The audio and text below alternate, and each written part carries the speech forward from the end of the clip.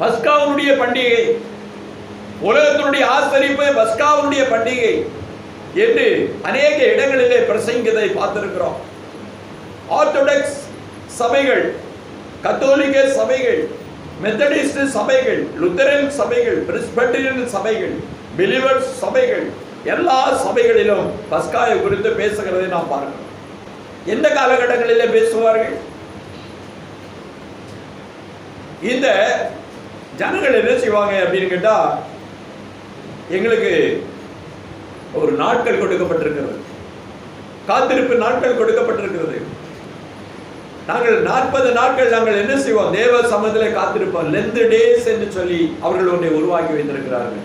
அப்படி ஒன்று வேதத்தில் இல்லை. காத்திருக்கிறது நல்லதா, வேதத்தை தியானம் பண்ணிக்கிறது நல்லதா, ஆனால் அந்த நாட்களை பார்க்கப்படும் போது அவர்கள் செலவிடுகிற காரியங்கள் எல்லாம் பார்க்கப்படும் போது லென்த் டேஸில் பார்த்தா கிறிஸ்துவனுடைய பாடு மரணத்தை குறித்து அவர்கள் பேசிக் கொண்டிருக்கிறதை நாம் பார்க்கிறோம். இந்த பஸ்காவுடைய காரியத்தை தான் அவர்கள் பேசுகிறார்கள்.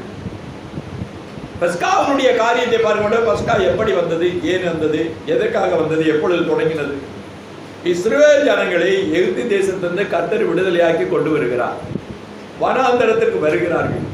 வரும்போது அவர்கள் பிரயாணப்பட்டு வரும்போது மிகுந்த ஒரு பெரிய ஒரு சேனை அங்கே நின்று கொண்டிருக்கிறது. எவனொருவனும் தப்பி போக முடியாது. இந்த பக்கம் பார்த்தா ஜமுத்திரம் இருக்கிறது, அந்த பக்கம் அவர்களுடைய இராணுவத்தினுடைய சேனைகள் அணிவைத்து நிற்கிறது.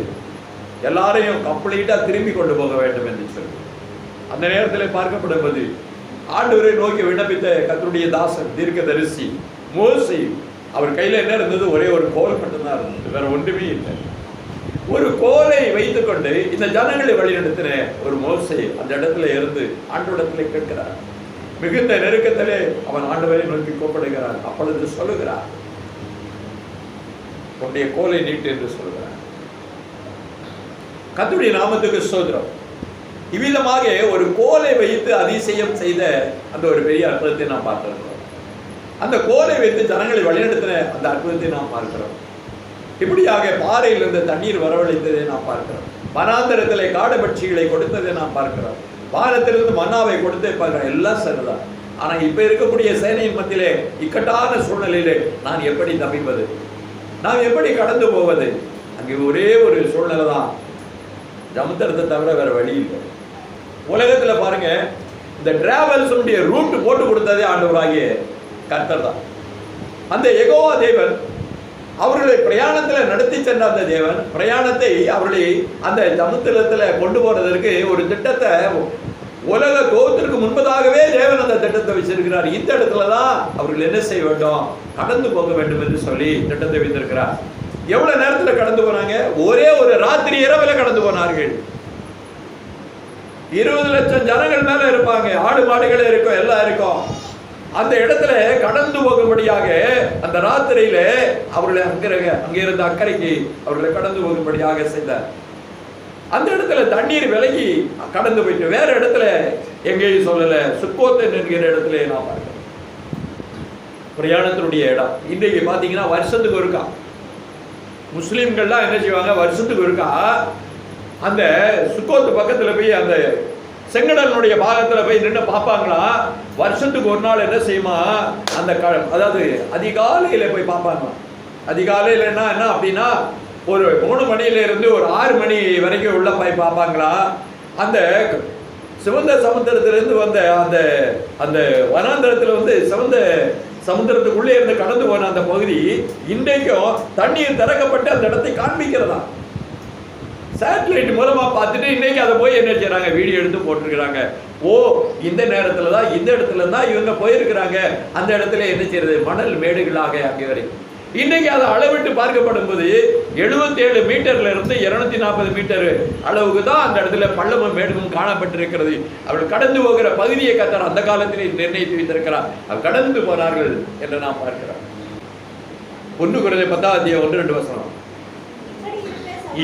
இப்படி இருக்க சகோதரரே, நீங்கள் எவைகளை அறிய வேண்டும் என்றால்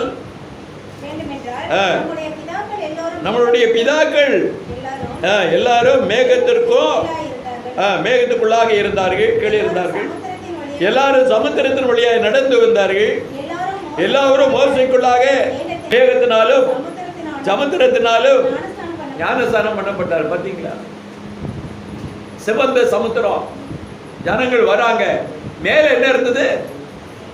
மேல என்ன இருந்தது? மேகத்துல என்ன இருந்தது?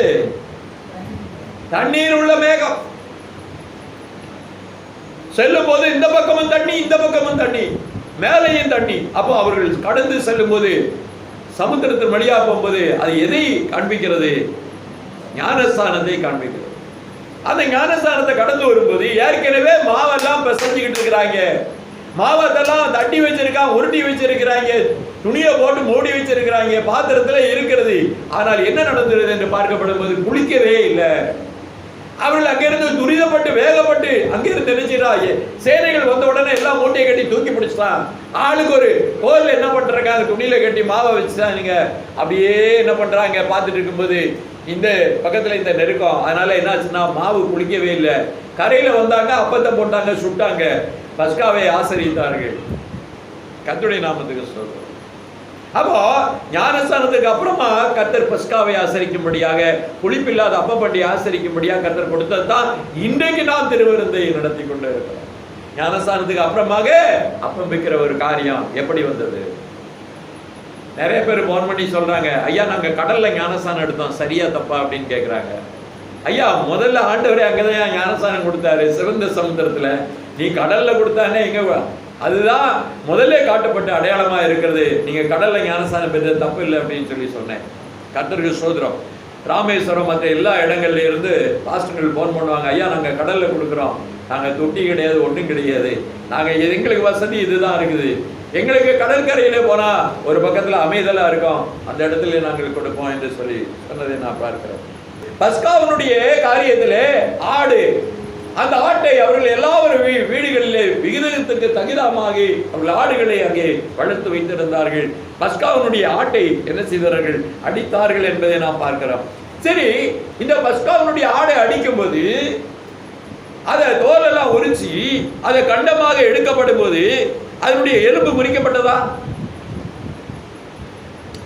எங்க ஆட்டை புசிக்கணும், அடிச்சு சாப்பிடணும் அப்படின்னா கண்டங்கள் எடுக்கப்படும் போது எலும்புகள் முறிக்கப்படுமா முறிக்கப்படாதா? சொல்லுங்க. கேள்வி கேட்டா மட்டும் சொல்லக்கூடாது. இதுல வேற நீட்டில் பாஸ் பண்ணிட்டாங்கன்னு சொல்லி சொன்னாங்க, சந்தோஷப்பட்டேன். ஆண்டவர் வைத்திருக்கிற நீட்டில் ஒண்ணுமே இல்லையே, இந்த பாஸ் இல்லாங்கடா அங்க இடமே இல்லையே. கர்த்தருக்கு சோதரம். வேதம் என்ன சொல்லுகிறது? யாத்திராகமம் 12 அத்தியாயம் 46வது வசனத்தை வாசிக்கு. என்ன செய்யக்கூடாது தங்கம்? என்ன சொல்லி இருக்கு? எலும்பை முறிக்க கூடாது. பஸ்காவினுடைய ஆசரிப்பை பார்க்கப்படும் போது எலும்பு முறிக்கப்படுவதில்லை. காரணம் என்ன என்றால் அதனுடைய அடையாளம். அது யாரை காண்பிக்கிறது? உலகத்தினுடைய பண்டிகைகளை எதை அடையாளமாய் படுத்துகிறது? உலகத்தினுடைய எல்லா தீர்க்க தரிசனங்களும் யாரை அடையாளப்படுத்துகிறது? உலகத்தினுடைய எல்லா அடையாளங்களும் அவருக்கு இருக்கிறது என்றால் தீர்க்க தரிசனத்தின் மூலமாய் அடையாளம் கொடுக்கப்பட்டுள்ள அது யார் என்று பார்த்தால் அது யார்? ஒருவரை தான் காண்பிக்க முடியும். அந்த காண்பிக்கிற இந்த ஒரு காரியத்திலே சங்கீதக்காரன் தாவீது சொல்லுகிற ஒரு வசனத்தையும் கூட நான் பார்க்கப்படுகிறது. சங்கீத வசனத்திலே 34வது அத்தியாயம் 20வது வசனத்தை வாசிக்கும் போது தாவீது அந்த ஒரு கருத்தை எங்கே சொல்லுகிறதை நாம் பார்க்கிறோம். இது யாரை குறிக்கிறது, யாரை காண்பிக்கிறது என்று நாம் பார்க்கிறோம். இன்னைக்கு ஆஸ்பத்திரியில போனா நிறைய பேர் பார்த்தா கிறிஸ்தவ, நிறைய பேர் பார்த்தா அங்க ஜோசப்ல இருந்து, அந்தோனியில இருந்து, சகாயராஜில இருந்து, ஆரோக்கிய மேரில இருந்து எல்லாம் கைகால் உடைஞ்சு தொங்க போட்டு கிடக்கு. புத்தூருக்கு போனாலும் அங்கேயும் அப்படித்தான் கிடக்கு. இதெல்லாம் பார்க்கப்படும் போது இந்த வசனத்தை பார்த்தா வேதனையா இருக்கும். புத்தூரு கட்டு போட்டுக்கிட்டு உட்கார்ந்துட்டு இருக்கிறாங்க. நிறைய பேர் சபையில வந்து உட்கார்ந்துட்டு இருக்கிறாங்க. ஐயா கட்டு போட்டு வீட்டுல இருக்கிறார். ஏன் அப்படின்னு கேட்டாக்க அதுதான் வேதனையான ஒரு சம்பவம். வேதத்திற்கு அவர்களுக்கு சம்பந்தம் இருக்கான்னு பார்த்தா சங்கடமா இருக்கு. சம்பந்தம் இல்ல, சங்கடமா இருக்கு. வாசிங்க. யாருடைய எலும்புகளை காப்பாற்றுகிறார்? அத தெளிவா கொஞ்சம் அழுத்தமா சொல்லுங்க. நீதிமானுடைய, அவனுடைய, எவனுடைய? நீதிமான்கள், நீதிமான்களா இருக்கக்கூடிய சகோதர சகோதரிகளே எலும்புகளை எல்லாம் காப்பாற்றுகிறார். அவைகளில் ஒன்று முறிக்கப்படுவதில்லை என்று சொல்லப்படுகிறது.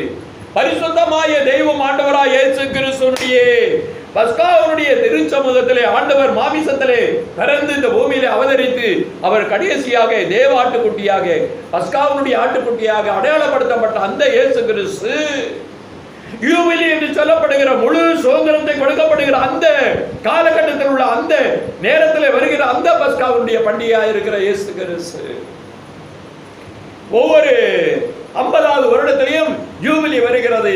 அவர்கள் தங்கள் காணியாட்சிகளுக்கு போக வேண்டும், அவர்கள் விடுதலையாகி போக வேண்டும். எவன் ஒருவன் வீட்டிலும் எவனையும் எல்லா மக்களுக்கும் சுதந்திரத்தை கொடுத்து அனுப்பு. நீ வீட்டுக்கு அவனை அடிமையா வைக்காதே, ஒரு சகோதர சகோதரி வைக்காதே.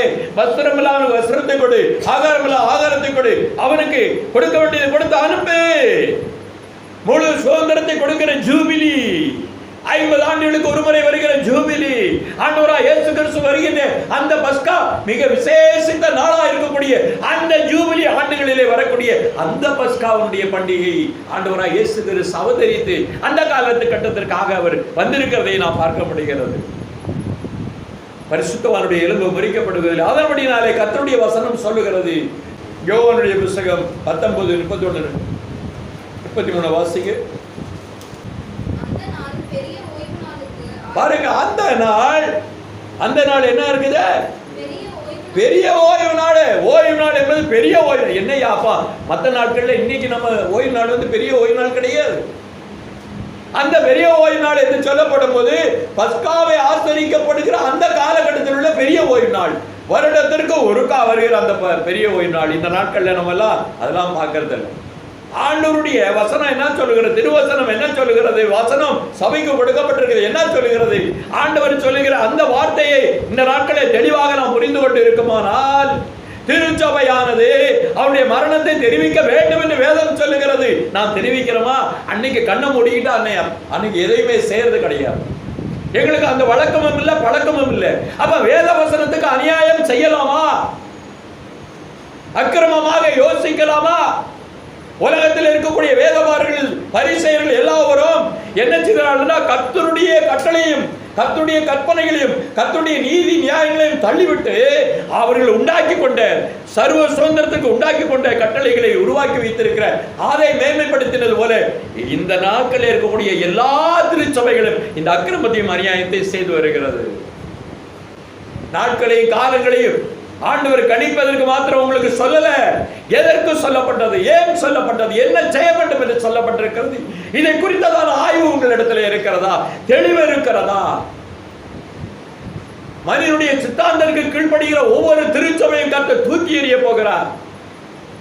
லௌகீக ஞானத்தினாலே மடக்கப்பட்டு சிறைக்குள்ளாக வைக்கப்பட்டிருக்கிற ஜனங்களை இந்த நாட்களை கர்த்தர் விடுவிக்க வேண்டுமானால் தீர்க்க தரிசனம் இன்றைக்கு உரைக்கப்பட வேண்டும். தீர்க்க தரிசனத்தினுடைய ஆழமான கருத்துக்கள் பதிவு செய்யப்பட வேண்டும், வெளிப்பட வேண்டும் என்கிறதான் வேதம் சொல்லுகிறது.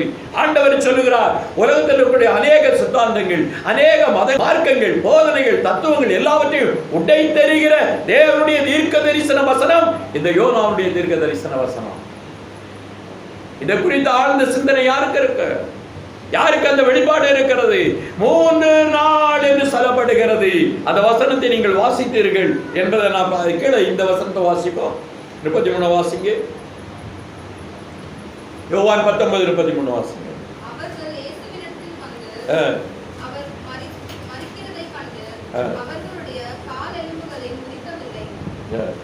அப்போ என்னாச்சு? ஓய்வு நாளுடைய சட்டம் எங்களுக்கு சொல்லுகிறது, அங்கே அவன் உயிரோடு தொங்கப்பட்டுக் கொண்டு இருக்கிறான், காலை முறித்து போடுங்கள் என்று அங்கே சொன்னார்கள் அரசாங்கத்திற்கு. உடனே கட்டளையை கேட்டுக்கொண்ட சேவர்கள் ஓடி போனார்கள், பெரிய பட்டயத்தை எடுத்துக்கொண்டு போனார்கள். அவர்கள் இத்தனை சீக்கிரம் மறித்தார்கள். எப்படியா மறிக்க முடியும்? அவங்கெல்லாம் உயிரோட இருக்கிறாங்க. காலை போட்டா இவங்க காலை தெரிந்து தூக்கி போட்டாங்க. ஆனா இவருடைய பக்கத்துல வரும்போது என்ன ஆச்சு அப்படின்னா, அவர்கள் விலா எலும்பை ஓங்கி ஒரு குத்து குத்துனாங்களா. அங்கே என்ன புறப்பட்டது? ரத்தமும் தண்ணீரும். மெடிக்கல் சர்டிபிகேட் இன்னைக்கு என்ன சொல்லுகிறது? ரத்தமும் தண்ணீரும் பிரிகிறது என்றால் பூரண மாரணம் ஆனால் மாத்திரம் தான் ரத்தமும் தண்ணீரும் பிரிக்கப்படும். ஏன் அந்த வசனத்துக்கு எழுதணும் அப்படின்னா மெடிக்கல்ல ப்ரூவ் பண்ணணும்ன்றதுக்காக தான் அந்த வசனத்துக்கு எழுதியிருக்கிறாரு. இதை ஆய்வு செய்து பார்க்க வேண்டும். இன்னைக்கு டெத் சர்டிபிகேட் கொடுக்குறாங்க அப்படின்னு கேட்டா இந்த ரத்தமும் தண்ணீரும் பெருகின்ற இந்த ஒரு காரியத்தை உறுதிப்படுத்த வேண்டும். இதைத்தான் இங்கே தெளிவாக சொல்லப்பட்டிருக்கிறது.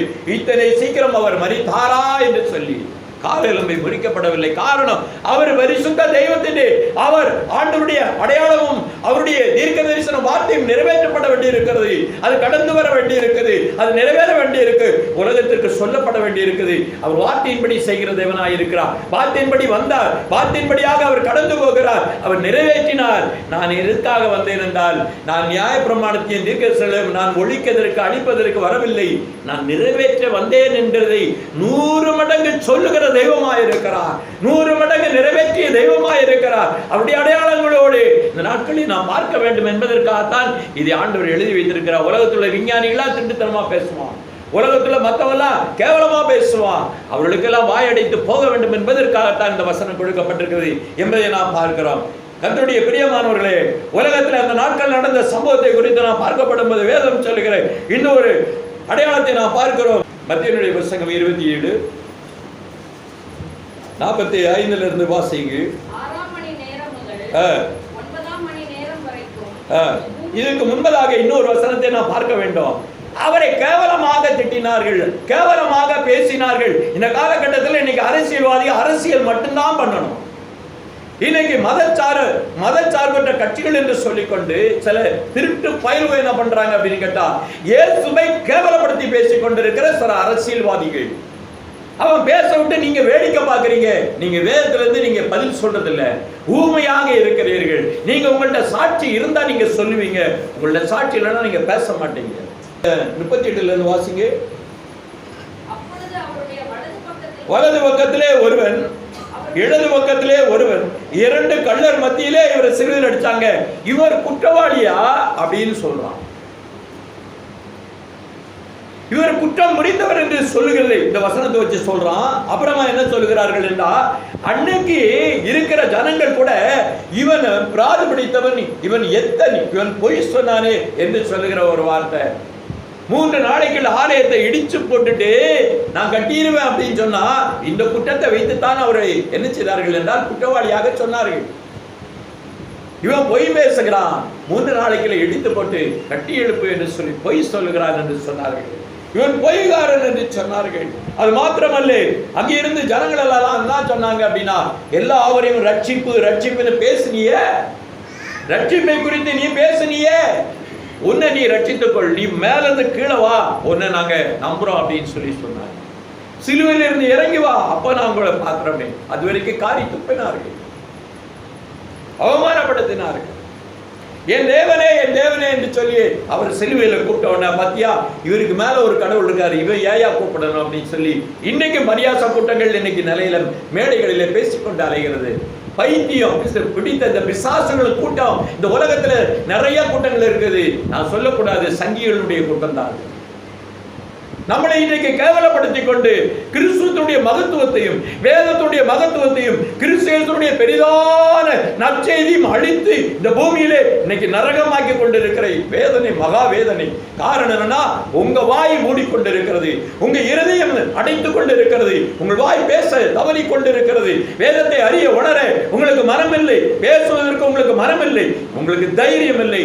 பயந்தவர்கள் பரலோகம் போக முடியாது. உட்கார்ந்து ஆராதனையில உட்கார்ந்துட்டா எந்திரிச்சிட்டோம் பரலோகம் முடியவே முடியாது. மீதமுள்ள சபை முடியவே முடியாது. வாயை திறக்கலையே. எங்க சுவிசேஷம், எங்க வாய் இருக்குது? ஆண்டவருக்கு சாட்சி எங்க இருக்கிறது? கோர்ட்ல சாட்சி சொன்னாதான் முடிவாகும். உலகத்தினுடைய மேடைகள் உங்களுக்கு கொடுக்கப்பட்டிருக்கிறது, சாட்சி சொல்ல வேண்டும். யோனாவுடைய காரியத்தை குறித்து நான் பேசிக் கொண்டிருக்கிறேன்.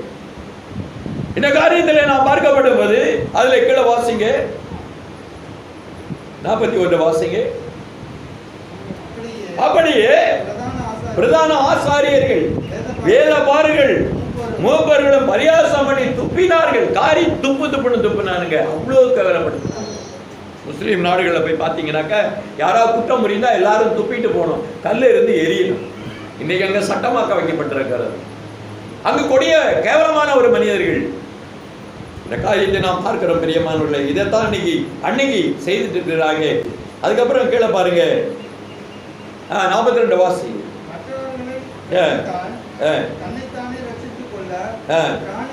திராணி இல்லை, முடிவு பண்ணிட்டாங்க, இவன் ரட்சகனே கிடையாது.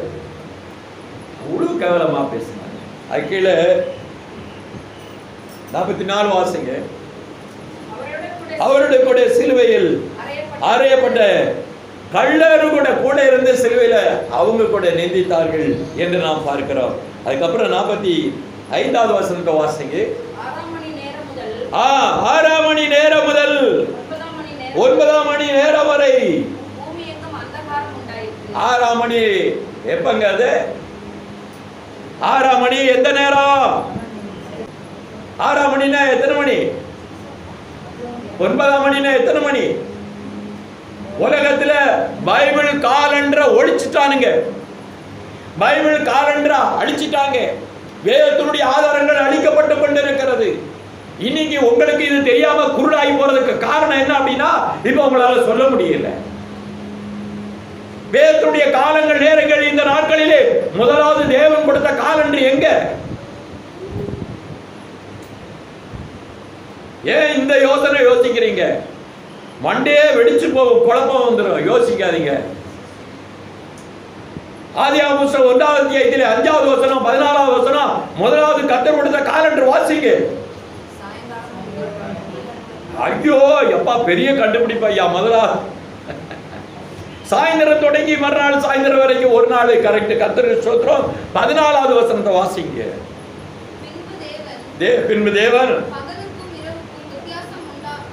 ஏமா கொஞ்சம் ஸ்ட்ராங்கா பேசுங்க, உங்கள்ட்ட ஸ்ட்ராங்கா பேசணும். பின்பு தேவன் பகலுக்கும் இரவுக்கும் வித்தியாசம் உண்டாத்தக்கதாக வானம் என்கிற ஆகார விரிவிலே சுடர்கள் உண்டாக கடவது. அவைகள் அடையாளங்களுக்காகவும் காலங்களையும் நாட்களையும் வருஷங்களையும் குறிக்கிறதற்காக இருக்க கடவுது என்று சொன்னார். முதல் காலண்டர் ஆண்டவர் சிஸ்டத்தை கொடுத்துருக்கிறாருங்க. இந்த காலண்டர்லாம் இப்ப இருக்குதா? ஐயா நைட்டு 12 மணிக்கு தாயா நாள் திறக்குதுன்றான். ஆனா பைத்தியக்காரா, நீ இந்த காலண்டர் பாப்பியா அந்த காலண்டர் பாப்பியா? இந்த காலண்டர் ஒளிய பண்ணது யாரு அப்படின்னு கேட்டா ரோமருடைய கூட்டங்கள் தான். ரோமருடைய கூட்டங்கள் ஒழிப்பதற்கு காரணம் நிறைய காரியங்கள் இருக்கிறது.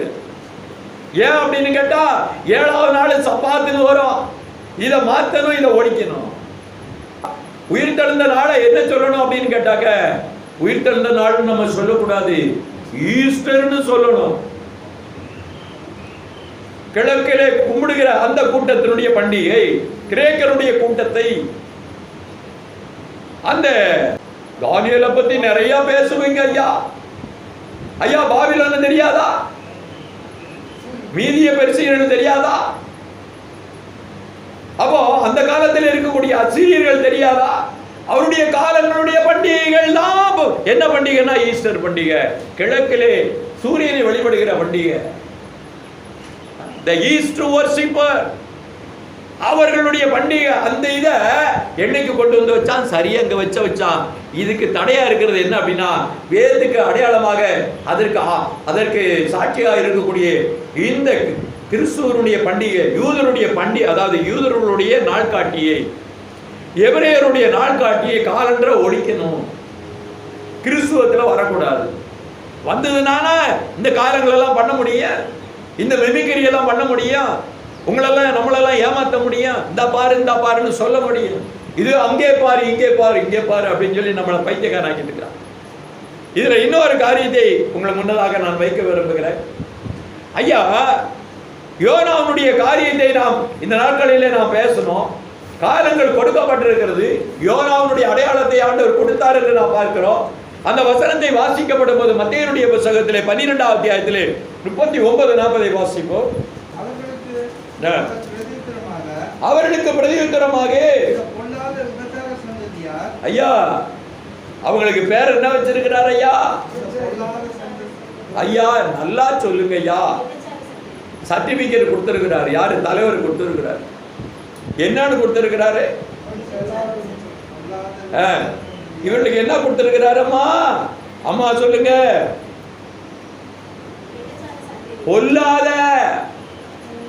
பொல்லாத விபச்சாரிகள் அந்த சந்ததிகளுக்கு அடையாளம் வேணுமா?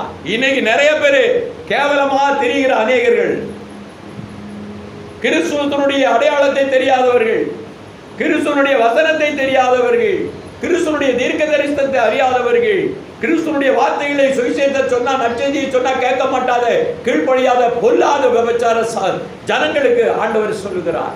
என்ன சொல்லுகிறார் என்றால், என்ன அடையாளத்தை கொடுக்கிறார்? வாசிங்க. யோனா தீர்க்க தரிசனத்தின் அடையாளமே நீ, வேறு அடையாளம் இவருக்கு கொடுக்கப்படுவதில்லை. வாசிங்க 40. யோனா இரவும் பகலும் 3 நாள் ஒரு மீனின் வயிற்றில் இருந்து போல மனுஷகுமாரனும் இரவும் பகலும் 3 நாள் பூமியின் இதயத்தில் இருப்பார். இங்கதான் பிரச்சனையே ஆரம்பம். ஜனங்கள் இருக்கக்கூடிய பிரச்சனை என்ன தெரியுங்களா? 3 நாள் சொல்லி இருக்கு ஐயா. ஒரு பகல் என்று சொன்னால் 12 மணி நேரம், ஒரு இரவு என்று சொன்னால் 12 மணி நேரம், ஒரு நாளைக்கு 24 மணி நேரம். அப்போ 3 ராத்திரி 3 பகல், மணி என்ன? எவ்வளவு நேரம்? எப்பா இதுக்கு ஒரு கம்ப்யூட்டர் கொண்டு வந்தாச்சா படிக்கணும்? சொல்லுங்க ஐயா. பாருங்க, கம்ப்யூட்டர் சித்தர் அங்க உட்கார்ந்து சொல்றாரு 72 மணி நேரம் சொல்லி. நீங்க படிச்ச பிள்ளைகள் சொல்ல வேண்டியதுதானே, அவர் சொல்றாரு. இப்படி ஒரு சித்தனாக புத்தனாக ஒரு தீர்க்கமாக புரிந்து கொண்டு பேசணும். பைபிள் சும்மா ஒண்ணும் கிடையாது. 3 நாளைக்கு 72 மணி நேரம் கொடுக்கப்பட்டிருக்குது. யோனாவுடைய அவன் கடல்ல தூக்கி போடப்பட்டான், தள்ளப்பட்டான், தூக்கி போடப்பட்டான். மீன் தூக்கிட்டு போயிருச்சு. அவன் செத்தா போயிட்டான். அவன் எப்படிங்க இருந்தான்? 3 நாள் உள்ள இருந்து என்ன பண்ணான்?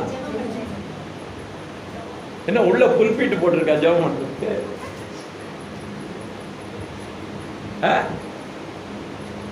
அவ்வளவுதான். நமக்காக ஐயோ என் பாவத்தை மன்னிங்க, நான் கீழ்ப்படியாம போயிட்டேனே, நினைவே போச்ச நான் போகலையே, நான் இந்த மாதிரி எல்லாம் நியாயம் பண்ணிட்டேன் அப்படின்னு உள்ள இருந்துகிட்டு என்ன செய்யறான்? கதறிக்கிட்டு கிடக்கான், கதறிக்கிட்டு அழுதுகிட்டே இருக்கிறான். 3 நாள் போராட்டங்களை சந்தித்தான். இயேசுவுடைய போராட்டம் என்பது 3 நாள் இருக்கிறது என்பதை நீங்கள் பார்க்க வேண்டும்.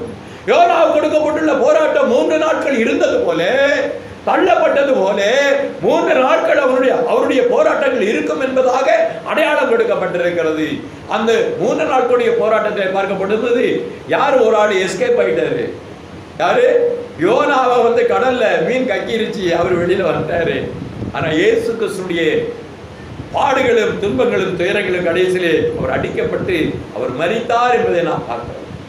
ஏன் என்று பார்க்கப்படும் போது ஜூபிலி, நம்மளுக்கு கொடுக்கப்படுகிற விடுதலை, நமக்கு கொடுக்கப்பட வேண்டிய ரட்சிப்பினுடைய உறுதி, ஆண்டவர் பூமியிலே இதுவரை கொடுக்கப்பட்டுள்ள நியாய பிரமாணத்தினுடைய முடிவு இயேசு.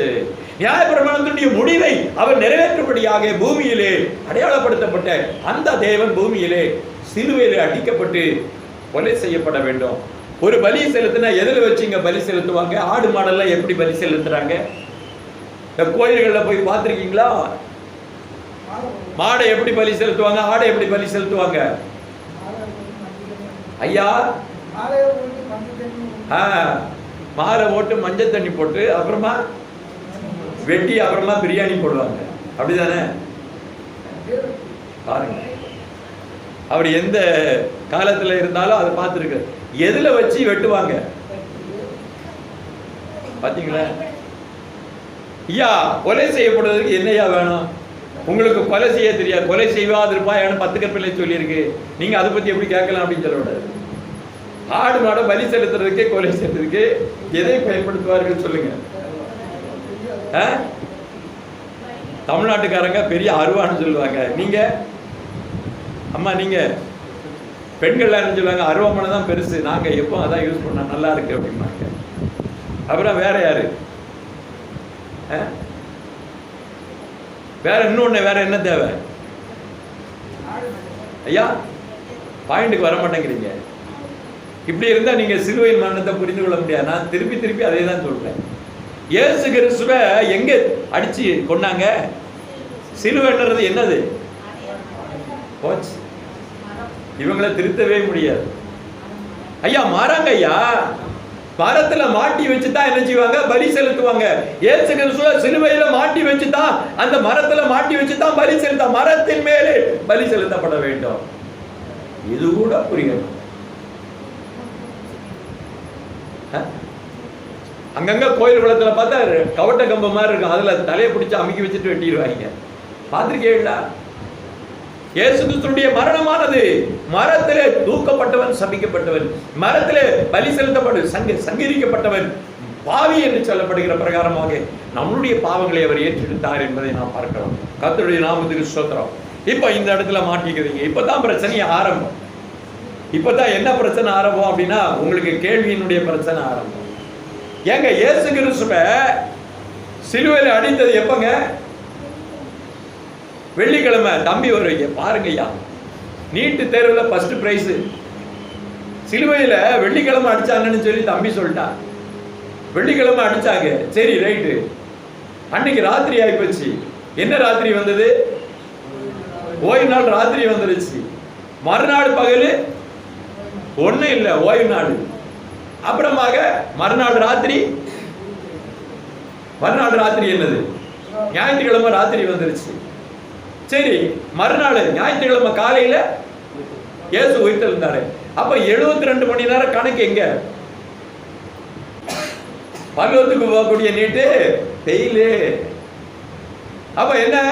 73 நாட்கள் கிறிஸ்து, இயேசு கிறிஸ்து யோனாவை அடையாளப்படுத்திட்டு போனாரு. அப்ப 3 நாள் எப்படி வந்தது? 72 மணி நேரம் பொய்யா? அப்ப வெள்ளிக்கிழமைனாக்க இயேசு கிறிஸ்துடைய உயிர்த்தெழுதல் 3ஆம் நாளுனா 3 ராத்திரி 3 பகல்னா திங்கக்கிழமை வரணும். ஏன் ஞாயிற்றுக்கிழமை வந்தது? கேள்வி அதுதான். இதைதான் நீங்க புரிந்து கொள்ள வேண்டும். இன்னைக்கு இருக்கக்கூடிய ஜனங்கள் என்ன சொல்லுவாங்க அப்படின்னு கேட்டா, ஐயா ஒரு பிரச்சனை ஐயா. முதலாவது திருச்சபையில் என்ன பண்ணிட்டாங்க அப்படின்னு கேட்டா, இந்த கேள்வியெல்லாம் கேட்டு பெரிய கலகம் எல்லாம் வந்தது. கடைசியில் என்ன பண்ணாங்க அப்படின்னு கேட்டாக்க, இந்த கேள்வினால அநேகர்கள் என்ன பண்ணாங்க அப்படின்னு கேட்டா, யோனா பிரச்சனையினாலேயே நிறைய சபைகள் பிரிவுக்கு காரணமாகி போச்சு. அதனால என்ன ஆயிப்போச்சு அப்படின்னு கேட்டா, நாங்க யூத காலண்டரை புறக்கணிக்கிறோம் அப்படின்னு நிசாயா ஒரு தீர்மானத்தை அறிவித்தார்கள். அப்போ பைபிள் புதிய ஏற்பாடு எழுதப்பட்ட காலங்கள் கிரேக்க பாஷையில் எழுதப்பட்டது. புதிய ஏற்பாடு ஏன் கிரேக்க பாஷையில் எழுதணும்? ஏன் எபிரேய பாஷையில் எழுதல? என்ன காரணம்?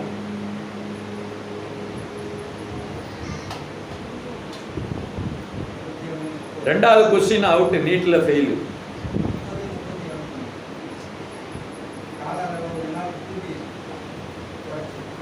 ஐயா நல்லா தெரிஞ்சு கொள்ளும். புதிய ஏற்பாட்டு மூலமா புறஜாதிகளுக்கு கர்த்தருடைய வார்த்தைகள் கடந்து போகிறது. பிரைஸ் தி லார்ட், அல்லேலூயா. புறஜாதிகள் உலகத்துடைய ஜனங்களுக்கு தேவனுடைய வார்த்தைகள் நற்செய்தி போக வேண்டும். உலகம் முழுவதும் இன்னைக்கு இங்கிலீஷ் பேசுற மாதிரி அன்னைக்கு உலகம் முழுவதும் பேசின மொழி என்னது? அரசாங்க மொழி கிரேக்க மொழி. அதனாலதான் கிரேக்க மொழியிலே அது எழுதப்பட்டது. முதல்ல பைபிளை, முழு பைபிள் வெளியிட்டது எப்போ? யார் வெளியிட்டா? பழைய ஏற்பாடுடைய முழு பைபிள் எப்போ வெளிவந்தது? தெரியாது. பைபிள் வரலாறே படிக்காதுங்க. அதுவும் அவுட்டு. 3வது கொஸ்டின், 4வது கொஸ்டின் அவுட்டு. சரி ரைட்டு, அதெல்லாம் எடுத்தா ரொம்ப நேரம் ஆகும். இப்ப இந்த இடத்துல நான் பார்க்கப்படும் போது 3 இரவு 3 பகல் என்பது உண்மையானால் உயிர்த்தெழுந்த நாள் வாரத்தின் முதலாம் நாள்னு வருது, எழுதப்பட்டிருக்கிறது. அது எப்படி? தாய் தங்க சொல்லுங்க நீங்க. ஐயா எதுக்கு ஐயா பைபிள் கையில வச்சிருக்கீங்க ஐயா?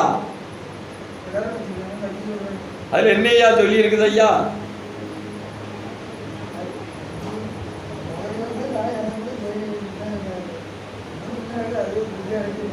வேதத்துல சொல்லி இருக்குது ஐயா. ஒரு காலமும் உங்களை அறியேன் என்று சொல்லுகிற ஒரு பெரிய ஒரு சாபத்துக்கு நம்ம இரையாக கூடாது. ஆண்டவர் சொல்லுகிற வார்த்தையை நாம் புரிந்து கொள்ள வேண்டும். மனுஷகுமாரனுடைய ஒப்பு கொடுக்கிற காரியத்தை கர்த்தராகிய ஆண்டவர் இயேசு கிறிஸ்து சீசர்கள் மத்தியிலே பிரசங்க தொடங்கினார். எப்போ அப்படின்னா பஸ்காவுடைய நேரத்துல தான் இயேசு தன்னை வெளிப்படுத்துகிறார். நான் ஒப்பு கொடுக்கப்பட வேண்டும், நான் அடிக்கப்பட வேண்டும், கொல்லப்பட வேண்டும், ஆகிலும் 3ஆம் நாள் உயிர்த்தெழுவேன் என்று சொல்லப்படும் போதுதான் அவங்களுக்குள்ள ஒரு பயம் வந்தது. பயம் உருவான உடனே கடைசியில அவர்களுக்குள்ளே ஒரு திகில் உண்டாச்சு. இந்த காரியத்தை, இந்த ரகசியத்தை நாம் பார்க்கிறோம். ஒரு வசனத்தை எடுத்து வாசிங்க. உங்களுக்கு நான் இந்த வார்த்தையை குறித்து சொன்னா நல்லா இருக்குன்னு நான் நினைக்கிறேன். எடுத்துக்கொள்ளுங்க. மத்தேயுடைய புத்தகம் 27வது அத்தியாயம்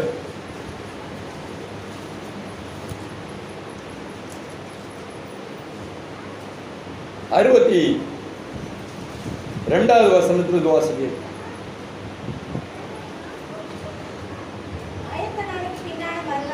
அம்மா வாசிங்க.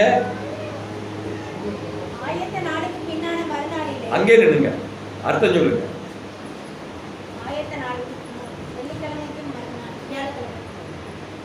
உட்காருங்க, உட்காருங்கம்மா. இன்னொருத்தர் சொல்லுங்க, அதுக்கு அர்த்தம் சொல்லுங்க. சொல்லுங்க. முதல்ல இப்போ 2 ஆன்சரு. எதை நான் டிக் பண்றது? கம்ப்யூட்டர்ஜி கோலஜி அப்படின்னு நான் சொல்ல முடியும். ஐயா நீங்க சொல்லுங்க. பைபிளை திறந்து பாருங்க. 27வது அத்தியாயத்தில் 62வது வசனத்தை வாசிங்க.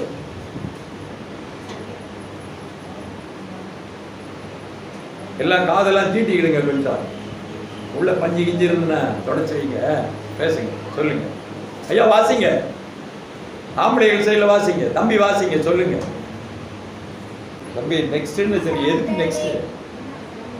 உனக்கு நெக்ஸ்டா அவனுக்கு நெக்ஸ்டா? நெக்ஸ்ட் என்பது முன்னால சொல்லிருக்கா பின்னால சொல்லியிருக்கா? அப்ப என்ன அர்த்தம்? ஆயத்த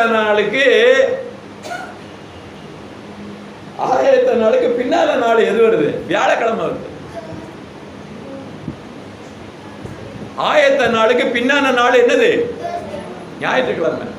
அப்போ இயேசுவானவர் பாடுபடுவதற்கு ஒப்பு கொடுக்கப்படுகிறார். பின்னான நாள், ஆயத்த நாளுக்கு பின்னான நாள். முன்னான நாள் இல்ல, பின்னான நாள். பின்னாடி வாங்க. அப்போ இந்த பின்னான நாள் என்று சொல்லப்படுவது, அந்த பின்னான நாள் அவன் சொன்னது எங்களுக்கு தெரியும் அப்படின்னு சொல்லி அவங்ககிட்ட போய் சொல்றாங்க. இவனுக்கு காவல் போடணும் அப்படின்னு சொல்லிட்டு, கல்லறைக்கு காவல் போட வேண்டும் என்று சொல்லி. அப்ப இந்த பின்னான நாளினுடைய காரியத்தை நான் பார்க்கப்படும் போது, இயேசுவானவர் சொல்லுகிற இந்த காரியத்தை நீங்கள் பார்க்க வேண்டும், புரிந்து கொள்ள வேண்டும். இந்த நாள் முன்னான நாளா பின்னான நாளா? பின்னான நாள் என்பதை நாம் பார்க்கிறோம். 3 நாளைக்கு பின்பு நாள் உயிர்த்தெழுவேன் என்று சொல்லி இருக்கிறாரு. இயேசு கிறிஸ்துடைய பஸ்காவுடைய நாளை நாம் பார்க்கப்படும் போது, இயேசுவானவரை பிக்கப்படுவதற்காக கொடுக்கப்படுகிற நேரம். பிச்சு கொடுக்கிறாரே, மாட்டிக்கிட்டார். அப்போ என்ன அர்த்தம்? என்ன நடக்கிறது என்று நான் பார்க்கப்படுவது, அவர் பிடித்துக் கொள்ளப்படுகிற இந்த நேரத்தில் நான் பார்க்கப்படுவது, இயேசுவானவர் தன்னுடைய சரீரத்தை, பஸ்காவுடைய ஆட்டுக்குட்டியாக வருகிற தேவன் தன்னுடைய சரீரத்தை பிச்சு கொடுக்கிற நேரம் அது. அப்ப பஸ்காவுக்காக அவருடைய சரீரம் பிக்கப்பட வேண்டும், அப்பொழுது அடிக்கப்பட வேண்டும். அதான் அதுக்கு அடையாளம். அது வியாழக்கிழமை. விட்டு கொடுக்கிற காரியம் வியாழக்கிழமை நடக்கிறது. புதன்கிழமையே பிடிச்சிட்டாங்க. எப்போ அடிக்கிறாங்க, எப்ப விசாரிக்கிறாங்க, எப்ப தொடங்குறாங்க என்று சொன்னால் வியாழக்கிழமை தொடங்கி விட்டது. அப்போ கிறிஸ்து தள்ளப்படுவோம், பாடுபடுவோம், கொல்லப்படுவோம், அடிக்கப்படவும் 3ஆம் நாள் உயிரோட எழும்புவதற்கும் கரெக்டா 72 மணி நேரம். வியாழக்கிழமை பகல் தொடங்குகிறது, வியாழக்கிழமை ராத்திரி தொடங்குகிறது, வெள்ளிக்கிழமை பகல் தொடங்குகிறது, வெள்ளிக்கிழமை இரவு தொடங்குகிறது, சனிக்கிழமை பகல் தொடங்குகிறது, அந்த நாள் ஈவினிங்கு ராத்திரி தொடங்குகிறது, மறுநாள் உயிர்த்தல். புரியுங்களா உங்களுக்கு? 3 இரவு 3 பகல் வருதா இல்லையா? புரியுதா புரியலையா? இந்த கணக்கை சொல்றதுக்கு உலகத்துல எந்த சபைக்கும் திராணி இல்லை, தம் இல்லை. உங்களை எல்லாரையும் அப்படியே அமைக்க வச்சிடறாங்க. இதை புரிந்து கொள்ள கூடாது என்பதற்காக. வேத வசனத்தின்படி வேதம் பொய் கிடையாது, வேதம் உண்மை, தீர்க்க தரிசனம் உண்மை. கர்த்தருக்கு கொடுக்கப்பட்டுள்ள இந்த காரியத்தை சொன்ன போது கல்லறை திறந்திருக்கிற ஒரே ஒரு கல்லறை உலகத்துல இயேசு கிறிஸ்துடைய கல்லறை. இந்த ஒரு மகத்துவமான இந்த உபதேசமானது உலகத்துல மீட்பின் வரலாறு, மீட்பினுடைய சத்தியம், ரட்சிப்பு, மீட்பு, சொர்க்கம் என்று சொல்லப்படுகிற ஒரே உபதேசம் இதுக்குள்ள தான் இருக்கு. இந்த உபதேசத்தின் மூலமாகத்தான் உலகத்தில் இருக்கக்கூடிய மற்ற மதங்கள் எல்லாம் அழிந்தது, மற்ற மார்க்கங்கள் அழிந்தது. அனைத்தும் பொய் தத்துவங்கள் என்பது ஒளிய பண்ணி இது உலகத்திற்கு மேலாக வந்து இயேசு கிறிஸ்துவினுடைய மகத்துவம் விளங்கப்பட்டது. காரணமே கல்லறை திறக்கப்பட்டு கிடக்கிறது. இந்த 72 மணி நேரத்துடைய பாடுகளுக்கு அப்புறமாக, மரணத்துக்கு அப்புறமாக ஆண்டவர் பொய் சொல்லுகிற தேவன் அல்ல, உண்மையை சொல்லுகிற தேவன். இதைத்தான் நம்ம இங்கே பார்த்து கொண்டு இருக்கிறோம். கர்த்தருக்கு பிரியமானவர்களே, நேரம் இல்லை இதை விரைவா இன்னும் நிறைய சொல்றதுக்கு. ஆனால் அப்படின்னாலே ஆச்சரியப்பட ஒரு காரியமும் ஒன்றுமல்ல. அவருடைய வார்த்தையை நீங்கள் கூர்ந்து பார்க்க வேண்டும், புத்தியிலே தெளிவுள்ளவர்களாக இருக்க வேண்டும். இதைத்தான் வேதம் சொல்லுகிறது. பண்டிகையில விடுதலை செய்கிற ஒரு காரியத்தை இன்னைக்கு ஐயா முதலமைச்சர் ஒரு லெட்டர் எழுதுறாரு. 24 பேர், 67 பேர், 102 பேர் பண்டிகை வந்துருச்சு, நீங்க உடனே விடுதலை பண்ணுங்க அப்படின்னு சொல்லி ஒரு லெட்டர் எழுதினாருன்னா உடனே கவர்னர் கையெழுத்து போட்டு ஜெயில கிடப்பான். கொலை பண்ணவன் எல்லாரையும் விடுதலை பண்றாங்க. பார்த்துருக்கீங்களா? இந்த சட்டம் எப்போ வந்தது? இது அந்த காலத்திலேயே இருக்கு. அதை வாசிங்க. மார்க்கினுடைய புஸ்தகம் 15ஆம் அத்தியாயம் 5-6 வசனம். சட்டம் எங்க இருந்தது? 15ல 5-6 வசனம். சொல்லவில்லை.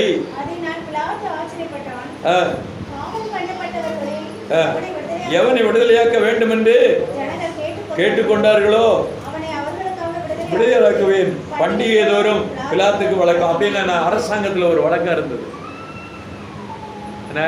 சிறையில் இருக்கிறவங்களை கொலைகார தண்டனைக்குரிய கைதிகளை விடுதலை செய்ய முடியும். இந்த சட்டம் அன்னைக்கே இருக்கு. புரிஞ்சுக்கிட்டீங்களா? உங்களுக்கு இந்த சட்டம் எப்படி வந்துன்னு தெரியுதா? ஏற்கனவே இருக்கிறது, பின்பற்றப்பட்டு இருக்கிறது. ஆனால் அப்படின்னாலே பிரியமானவர்களே, நிறைய சட்டங்கள், நிறைய காரியங்கள் எல்லாம் வேதத்தில் நீங்கள் படிக்க வேண்டும். இந்த காரியத்தை நாம் பார்க்கப்படும்போது 3 தாய்மார்கள் அங்கே வருகிறார்கள். அந்த 3 தாய்மார்கள் யாரு? இயேசு கிறிஸ்துவினுடைய சிலுவையில் அடிக்கப்பட்ட மரணத்தின் போது 3 தாய்மார்கள் இருந்தாங்க. அவங்க யாருங்க? நீங்க சொல்லுங்க. ஒண்ணும் முடிஞ்சது. ரெண்டாவது யாரு? ரெண்டும் உங்களை சொல்லல. இவர்களுக்கு கொஞ்சம் இடமளிங்கள் ஐயா. மகளன மரியா. இன்னொரு தாயாரு எடுத்துக்கொள்ளுங்க ஐயா. யோவான் 19 ஐயா, 25 வாசிங்க ஐயா. குழம்பாதீங்க ஐயா. இப்பதான் ஐயா கழுவிக்கிட்டு இப்ப வேத வசனத்தை பாக்குறீங்களா? வாசிங்க. அது யாருங்க ஐயா? சொல்லுங்க ஐயா. வாசிங்க. மரியாள், இயேசுவினுடைய தாயாகிய மரியாள், அவருடைய சகோதரி யாரு? கிலேயாபா மரியாள். இன்னொரு சகோதரி யாரு? மகளனா. 3 மரியா. இந்த 3 மரியாக்கள் அங்கே இருக்கிறார்கள். கர்த்தருடைய நாமத்துக்கு ஸ்தோத்திரம். இவர்கள் எல்லாம் என்ன செய்தாங்க அப்படின்னு கேட்டா, லூக்கானுடைய புஸ்தகத்துல 23 கடைசி 2 வசனத்தை வாசிங்க. 54 இருந்து வாசிங்க. அந்த நாள் ஆயத்த நாளா இருந்தது. ஓய்வு நாளுக்கு ஆரம்பம். அப்புறம் கலிலேயாவில் இருந்து அவருடனே கூட வந்திருந்த ஸ்திரீகளும் பின் சென்று கல்லறையை, அவருடைய சரீரத்தை வைக்கப்பட்ட விதத்தையும் பார்த்து திரும்பி போய் கந்த வர்க்கங்களையும் பரிமள தைலங்களையும் ஆயத்தம் பண்ணி கற்பின்படி ஓய்வு நாளே ஓய்ந்திருந்தாங்க. அப்ப என்ன அர்த்தம்? கடைக்கு போக நேரம் இருந்ததா? கடைக்கு போனாங்க, போய் பொருளை வாங்கினாங்க. எப்போ? அவர் வைக்கப்பட்டு அடக்கம் பண்ண பிறகுதான் போறாங்க. அப்ப எத்தனை மணிக்கு அவர் அடக்கம் பண்ணப்பட்டு இருப்பார்? அப்போ வாங்கக்கூடிய கடைக்கு போகக்கூடிய கடை திறந்திருக்கப்பட்ட நேரம். இப்போ பொருளெல்லாம் வாங்கிட்டு வராங்களே, அப்ப என்ன அர்த்தம்? அவருடைய மரணம்.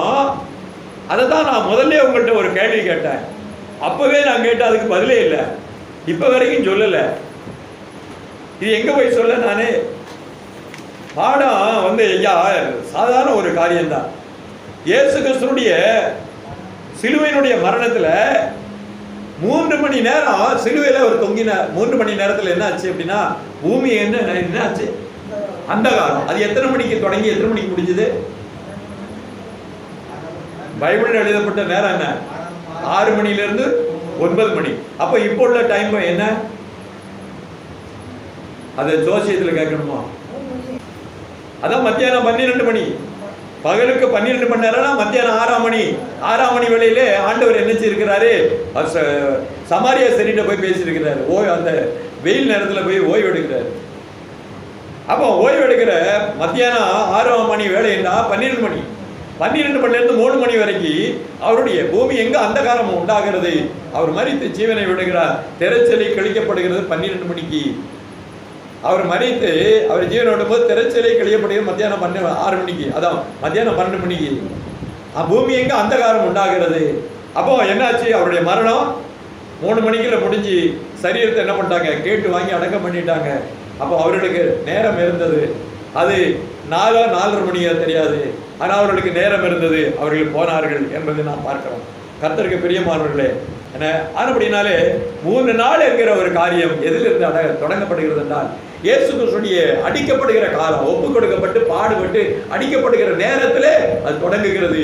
அது வியாழக்கிழமை தொடங்குகிறது. வியாழக்கிழமை அந்த சம்பவம் நடக்கிறது. அதிலிருந்து தொடங்கப்பட்டு, ஏன் அப்படின்னா புதிய பைபிள் நம்ம பார்க்கிறோம். 24:1 வாசிங்க. அதே லூக்கா 24:1 வாசிங்க. வாரத்தின் முதலாம் நாள் அதிகாலை ஆயத்தம் பண்ணின கந்த வர்க்கங்களை எடுத்துக்கொண்டு வேறு சில ஸ்திரீகளோடு கூட கல்லறைக்கு வந்திருந்தார்கள் என்பதை பார்க்கிறோம். அப்ப வாரத்தின் முதலாம் நாள் என்பதை சொஷ்டமாக தெளிவாக வேதத்தில் எழுதப்பட்டிருக்கிறபடினாலே அந்த 72 மணி நேரம் என்பது அந்த ஞாயிற்றுக்கிழமை அதிகாலையோட முடிகிறது என்பதை நாம் பார்க்கிறோம். கர்த்தருடைய நாமத்துக்கு ஸ்தோத்திரம் உண்டாவதாக. இந்த காலங்களிலே நீங்கள் உணர்ந்து கொள்ள வேண்டியது, எந்த காலகட்டத்திலே தொடங்குகிறது? பஸ்காவுடைய காலங்களை குறிக்கிறது. பஸ்காவுடைய நேரத்தில் அவர் பிடிக்கப்பட்டு அடிக்கப்பட்டு அவருடைய சரீரம் பிக்கப்பட்டுள்ள அந்த யோனாவுடைய காலம் பார்க்கப்படும்போது தள்ளப்பட்டு அவர் மீது விழுங்கின அந்த நேரம் என்று நாம் பார்க்கிறோம். தள்ளப்பட்டு பாடுபடுகிற காலத்தின் முதலாவதாக அவர் இயேசுவானவர் சொல்லப்பட்ட அந்த வார்த்தையின்படியாக, இயேசுவானவர் சொன்ன தீர்க்க தரிசனத்தின்படியாக அவர் சொல்லுகிற ஒரு வார்த்தை லூக்காவுடைய புத்தகம் 13ஆம் அத்தியாயம் 32வது வசனத்தின்படியாக இதிலே நாம் பார்க்கிறோம். முன்னையும் பின்னையும் ஆண்டவர் சொல்லுகிறார். எப்படிப்பட்ட ஒரு சம்பவம் எப்படி நடக்கிறது என்பதையும் அடையாளப்படுத்தி போயிருக்கிறார். நான் இப்ப பேசுறேன், இப்ப பிரசங்கிக்கிறேன், நான் சுகமாக்குகிறேன், இப்படியாக நடக்கும் என்று சொல்லி அந்த நேரத்தையும் அவர் அறிவித்து போகிறவராய் அங்கே காணப்படுகிற வாசிக்க. அதற்கு அவர் என்ன சொல்கிறார்? இன்றைக்கும் நாளைக்கும் பிசாசுகளை துரைத்தி சொஸ்தமாக்கி 3ஆம் நாளிலே நிறைவடைவே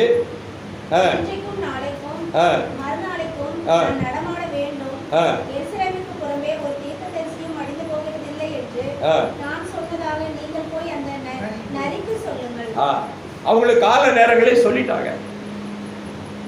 ஆனா அவர் சொன்ன நேரத்தின்படியாகத்தான் அவருடைய மரணம் இருக்கிறது. 2 நாள் நடமாட வேண்டும் என்று சொல்லப்பட்டிருக்கிறது. 2 நாளுடைய பாடுகள் நடமாட்டத்திலே அங்கே சம்பவங்களை நாம் பார்க்கிறோம். இங்கே அங்கே எடுத்துட்டு போறாங்க. முதலாவதாக இவர்கள் விசாரித்து அடிக்கிறார்கள், துப்புகிறார்கள், ஒட்டுகிறார்கள். அப்புறம் பிலாத்தின் இடத்திலே போகிறார்கள். அதுக்கு முன்பதாக ஆண்டவர் 2 நாட்கள் ஊழியம் செய்து கடந்து வருகிறதை நாம் பார்க்கிறோம். ஆண்டவராகிய தேவன் இந்த பூமியிலே கொடுக்கப்படுகிற இந்த ஒரு காரியத்தை நாம் உணர்ந்து கொள்ளவர்களாக, புரிந்து கொள்ளவர்களாக 3ஆம் நாள் என்கிற ஒரு கணக்கெடுப்பு நமக்கு வேண்டும். 3ஆம் நாளிலே உயிர்த்தெழுந்தார் என்கிற ஒரு சுவிசேஷம் உலகத்தை உடைத்தது. அப்போஸ்தலருடைய உபதேசம் உலகத்தினுடைய மக்களுடைய சிந்தனைகளை தகர்த்தது, ஞானிகளுடைய சிந்தனைகளை அழித்தது என்று நாம் பார்க்கிறோம். இந்த பெரிய தீர்க்கதரிசனத்துடைய இந்த உண்மைகள் உலகத்தை மாற்றி போட்டது, புரட்டி போட்டது. நம்மையும் இந்த நாட்களை புரட்டி போடும்.